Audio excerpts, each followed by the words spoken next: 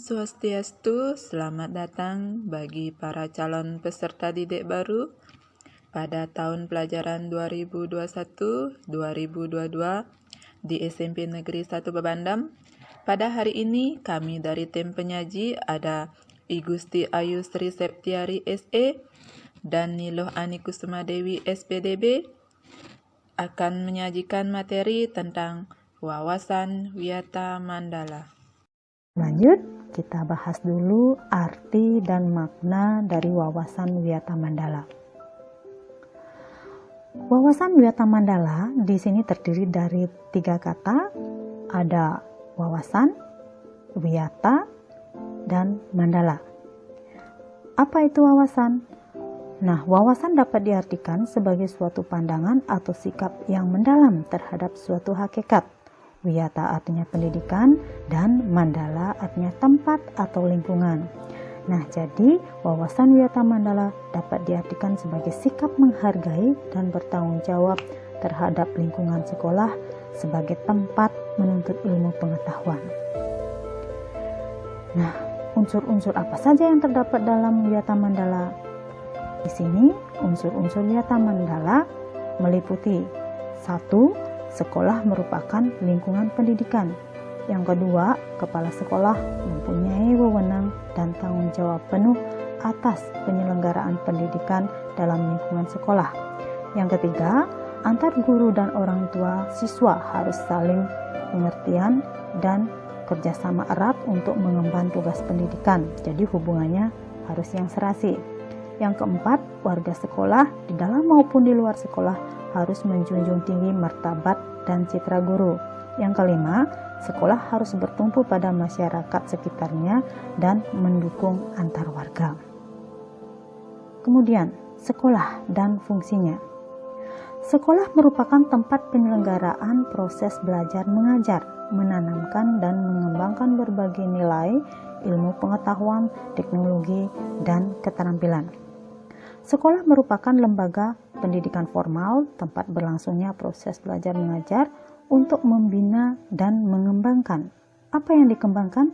Di sini yang pertama, ada ilmu pengetahuan dan teknologi, kemudian pandangan hidup atau kepribadian, ada hubungan antar manusia dengan lingkungan atau manusia dengan Tuhannya, dan kemampuan berkarya. Kemudian, apa fungsi sekolah itu? Nah, fungsi sekolah di sini adalah sebagai tempat masyarakat belajar karena memiliki aturan atau tata tertib kehidupan yang mengatur hubungan antar guru, pengelola pendidikan siswa dalam proses belajar mengajar untuk mencapai tujuan pendidikan yang telah ditetapkan dalam suasana yang dinamis. Bagaimanakah ciri-ciri sekolah sebagai masyarakat belajar? Nah, di sini ciri-ciri sekolah sebagai masyarakat belajar ada 3. Yang pertama, ada guru dan siswa sehingga dapat menimbulkan terjadinya proses belajar mengajar yang tertib. Tercapainya masyarakat yang sadar mau belajar dan bekerja keras, dan terakhir terbentuknya manusia Indonesia seutuhnya. Kemudian, prinsip-prinsip sekolah. Sekolah sebagai Wiyata Mandala selain harus bertumpu pada masyarakat sekitar, juga harus mencegah masuknya paham, sikap, dan perbuatan yang secara sadar ataupun tidak dapat menimbulkan pertentangan. Untuk itu, sekolah memiliki prinsip-prinsip sebagai berikut. Yang pertama, sekolah sebagai wadah atau lembaga yang memberikan bekal hidup. Kedua, sekolah sebagai institusi tempat peserta didik belajar di bawah bimbingan pendidik. Yang ketiga, sekolah sebagai lembaga dengan pelayanan yang adil atau merata bagi stakeholdernya. Yang keempat, sekolah sebagai lembaga pengembangan bakat dan minat siswa. Yang kelima, sekolah sebagai lembaga pembinaan potensi di luar inteligensi. Keenam, sekolah harus memberikan perhatian serius untuk mengembangkan kemampuan emosional dan sosial, kemampuan berkomunikasi dan berinteraksi, kemampuan bekerja sama dalam kelompok, dan lain-lain. Yang ketujuh, sekolah sebagai wahana pengembangan sikap dan watak. 8. Sekolah sebagai wahana pendewasaan diri. Dan yang terakhir, sekolah sebagai bagian dari masyarakat belajar atau learning society. Nah, setelah prinsip sekolah, kita akan membahas tentang penggunaan sekolah. Penggunaan sekolah di sini, yang mana sekolah dikatakan sebagai tempat suatu lembaga pendidikan yang diperuntukkan sebagai tempat proses kegiatan belajar mengajar, itu tidak boleh dijadikan sebagai tempat satu, ajang promosi atau penjualan produk-produk perniagaan yang tidak berhubungan dengan pendidikan. Yang kedua, sekolah merupakan lingkungan bebas rokok bagi semua pihak. Kemudian yang ketiga, penyebaran aliran sesat atau penyebar luasan aliran agama tertentu yang bertentangan dengan undang-undang. Kemudian yang keempat, ada propaganda politik atau kampanye. Yang kelima, syuting film dan atau sinetron tanpa seizin dari pemerintah daerah. Yang keenam, kegiatan-kegiatan yang dapat menimbulkan kerusakan, perpecahan, dan perselisihan sehingga menjadikan suasana sekolah tidak kondusif.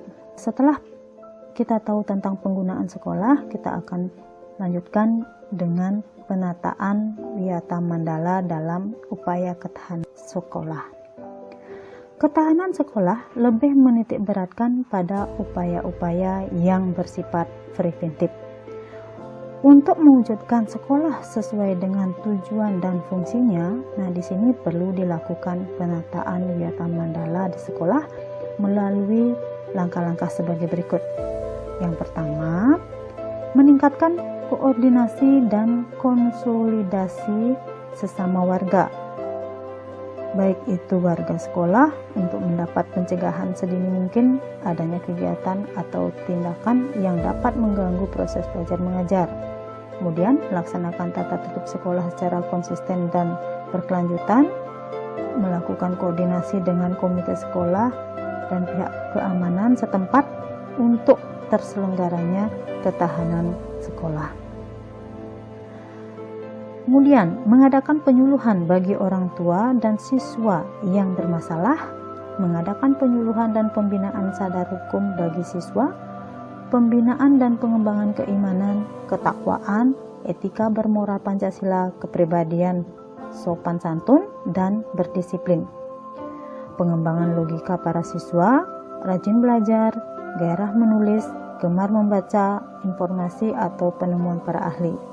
Kemudian mengikut sertakan siswa dalam kegiatan ekstrakurikuler dan pengembangan diri. Dan terakhir mengadakan karya wisata dalam rangka pengembangan iptek.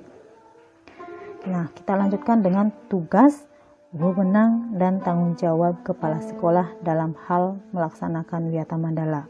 Kepala sekolah sebagai pimpinan utama bertugas dan bertanggung jawab memimpin penyelenggaraan belajar mengajar serta membina pendidik dan tenaga kependidikan serta membina hubungan kerjasama dan peran serta masyarakat. Kepala sekolah dalam melaksanakan penataan Wiyata Mandala di sekolah dengan melakukan kegiatan-kegiatan sebagai berikut. Yang pertama, kepala sekolah di sini harus bisa melaksanakan program-program yang telah disusun bersama komite sekolah, kemudian menyelenggarakan musyawarah sekolah yang melibatkan pendidik, OSIS, komite sekolah, tokoh masyarakat, serta pihak keamanan setempat. Yang ketiga, menertibkan lingkungan sekolah, baik yang berbentuk perangkat kelas, dalam hal ini adalah sarana prasarana, dan perangkat lunak, yang berupa peraturan-peraturan, tata tertib, tata upacara, dan lain-lain. Yang keempat, mengadakan pertemuan baik rutin maupun insidentil yang bersifat intern sekolah, dalam hal ini adalah kepala sekolah, pendidik, orang tua siswa, dan siswanya. Yang kelima, menyelenggarakan kegiatan yang dapat menunjang ketahanan sekolah seperti PKS, pramuka, PMR, paskibraka, kesenian, dan lain sebagainya. Mekanisme dalam pelaksanaan Wiyata Mandala. Dalam rangka pelaksanaan Wiyata Mandala, perlu upaya penanggulangan secara dini setiap permasalahan yang timbul sehingga dapat menghilangkan dampak negatifnya, yaitu dilaksanakan secara terpadu, bertahap, dan berkelanjutan sebagai berikut. Yang pertama, ada tahap preventif. Tahap preventif yaitu upaya untuk meniadakan peluang-peluang yang dapat memungkinkan terjadinya kasus-kasus negatif di sekolah. Ini bisa dilakukan melalui satu, pemeliharaan sekolah dan lingkungan sekolah, serta menciptakan kebersihan dan lingkungan serta ketertiban agar siswa merasa nyaman dan menyenangkan dan tidak ada tempat tertentu yang dijadikan untuk hal-hal yang negatif. Yang kedua, menciptakan suasana yang harmonis antar pihak pendidik atau staf dan siswa serta penduduk di sekitar sekolah. Kemudian, membentuk jaringan-jaringan pengawasan atau kontrol dan rahasia terhadap kegiatan siswa di lingkungan sekolah, menghilangkan bentuk-bentuk perpeloncoan pada saat MPLS, meminimalisir keterlibatan kelompok maupun perorangan dalam kegiatan sekolah, mengisi jam-jam kosong dengan pelajaran atau kegiatan ekstra lainnya. Kemudian meningkatkan kegiatan ekstrakurikuler pada masa awal atau akhir semester dan masa liburan sekolah, serta meningkatkan keamanan dan ketertiban khususnya pada saat berangkat atau usai sekolah. Kemudian tahap 2 yaitu tahap preventif, adalah upaya untuk meniadakan peluang-peluang yang dapat memungkinkan terjadinya kasus-kasus negatif di sekolah melalui satu, mendamaikan para pihak yang terlibat perselisihan berikut orang tua atau pendidik pembinanya. Yang kedua, membatasi areal tempat terjadinya aksi. Yang ketiga, menetralisir isu-isu yang berkembang dan mencegah timbulnya isu-isu baru. 4. Berkoordinasi dengan pihak keamanan apabila terdapat pihak luar sekolah yang melanggar keamanan, ketertiban, dan perbuatan kriminalitas di lingkungan sekolah. Kemudian, mengungkapkan lebih lanjut keterlibatan pihak luar sekolah atas kasus yang timbul dan menyelesaikannya secara hukum, mengikutsertakan para ahli untuk mengadakan bimbingan dan penyuluhan, serta memberikan sanksi sesuai tata tertib yang berlaku. Demikianlah penyajian materi tentang wawasan Wiyata Mandala. Untuk menyemangati kalian mengikuti kegiatan ini, di sini ada nanti soal. Nah, silakan kalian kerjakan. Yang pertama, kalian disuruh nanti menjelaskan arti dari wawasan Wiyata Mandala, dan yang kedua menyebutkan unsur-unsur dari Wiyata Mandala itu sendiri. Nah, akhir kata, ucapan terima kasih yang setinggi-tingginya atas perhatian kalian. Kami dari tim penyaji mohon maaf jika ada kata-kata yang kurang. Selamat bekerja dan terima kasih. Om Santi Santi Santi Om.